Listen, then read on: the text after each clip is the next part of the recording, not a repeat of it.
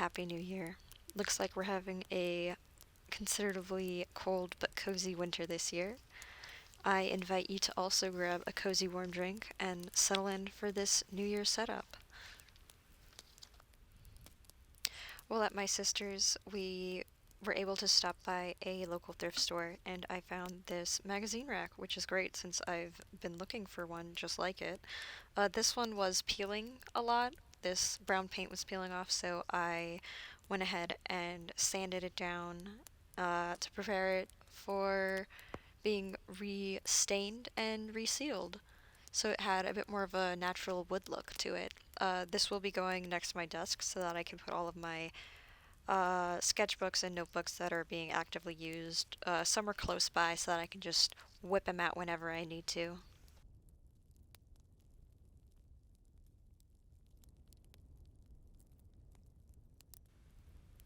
And now for the main event.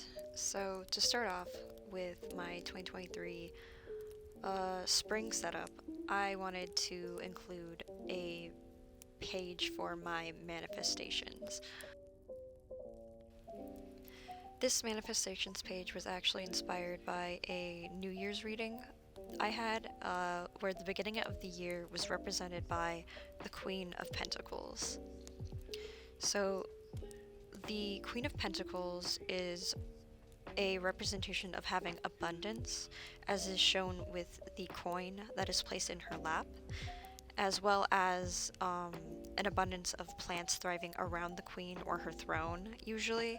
And also another symbol of abundance on this card specifically, it's a little hard to see in the original card, but is the rabbit, which is known for its fertility and its ability to create.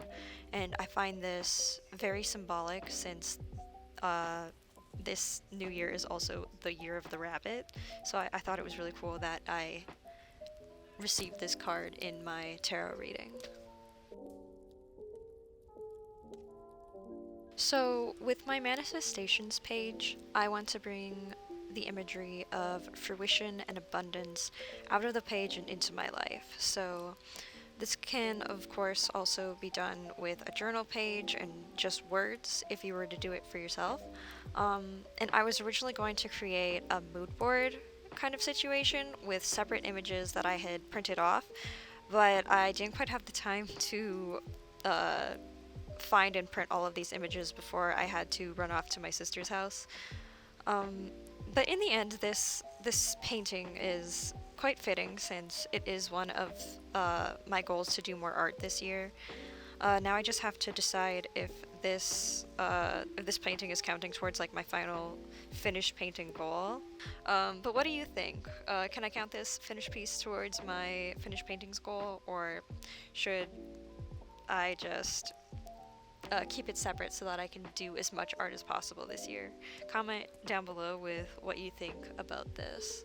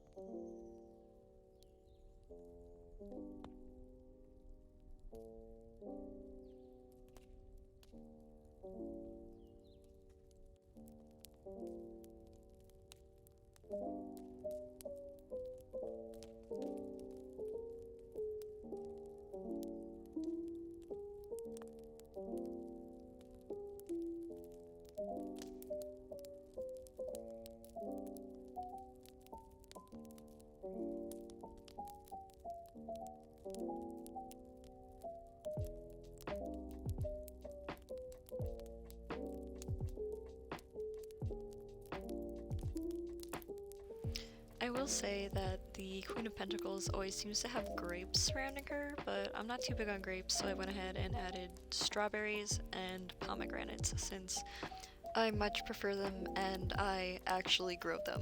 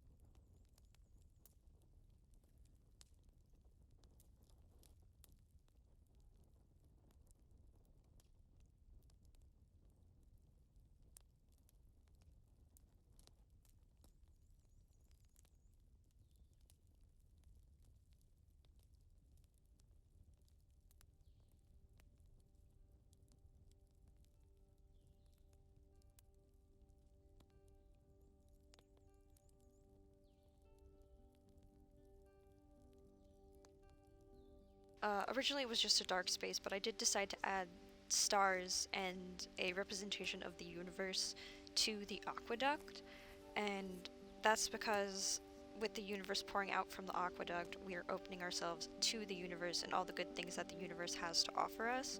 With the queen pouring her coins into the pool to the arowana, we know that we must be willing to put in what we want out of any given situation. We must be charitable in some way during this time, and share what we have in order to receive what we may need. And this doesn't have to be money; it could be knowledge. You could just be giving away knowledge or teaching someone something so that you can fully understand what it is that you have. This can also even be patience in during the events of the upcoming spring, and if we put forth these things, the universe will repay us in some way, whether it be of a good crop or all of our work and efforts paying off in a way that is favorable to us. But we must first be willing to put in the amount of effort that we want out of a situation.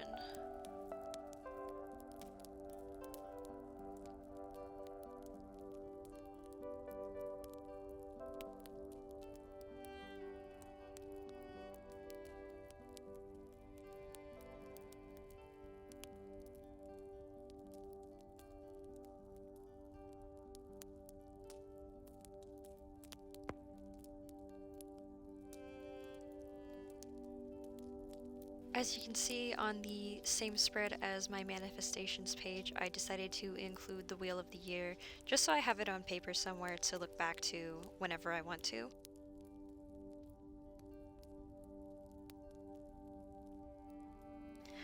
From here, I jump right into setting up all of my weekly spreads for all of spring. I did so while watching one of my friends and favorite streamers, DannyJennyArtz. She does a lot of art if you're interested in that, and also a good handful of gaming streams. I believe in this particular stream, she was playing a randomized Pokemon game with like a permadeath rules, so that if your Pokemon dies in battle, you are no longer allowed to use that Pokemon and you have to basically throw it out, which really sucks because some of the randomizations were that like these really strong Pokemon were in like starting areas. If you're interested in Pokemon, I highly suggest checking her out. Also, if you're interested in Sonic, she does some modded randomized Sonic games as well. So as you can see with my January and basically all of my weekly spreads, I tried to fit as much as I could into as little pages as possible. So for my January spreads, I did include an area where I can map out all of the food that I'm eating every day. And I didn't do this for every month, I just did it so that I can see if I enjoy that format, since I can just finally experiment with different formats of bullet journaling now that I am no longer in school. So if you are interested in seeing where the heck I end up in terms of bullet journaling formats, stay tuned, everyone.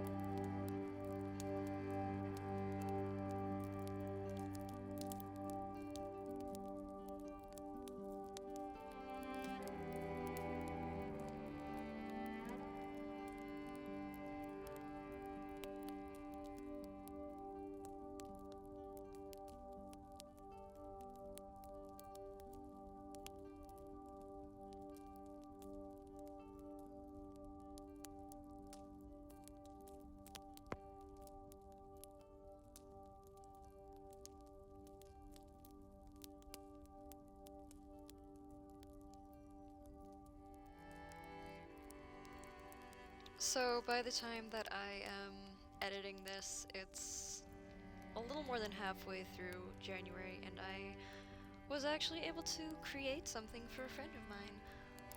So this is a piece that my friend painted, that my friend Moss painted, and I made an embroidery of it. And if you want to see how he reacts to me sending him said embroidery without telling him what it is, go ahead and check out his channel over at Lover or at Loversology here on YouTube.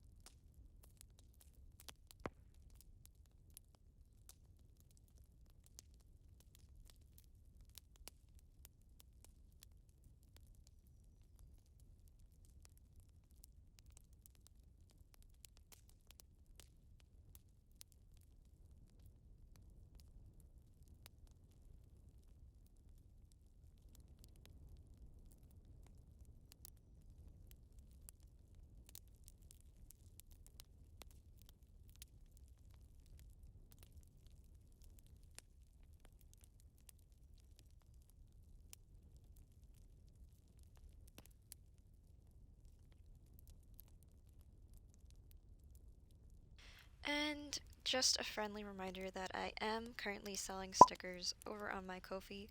These are the last run of the OG stickers as they are, so it may very well be your last chance to get them. As always, I appreciate all support, even if that may just be a like or a comment. So thank you so much for watching, and I truly hope to see you next time.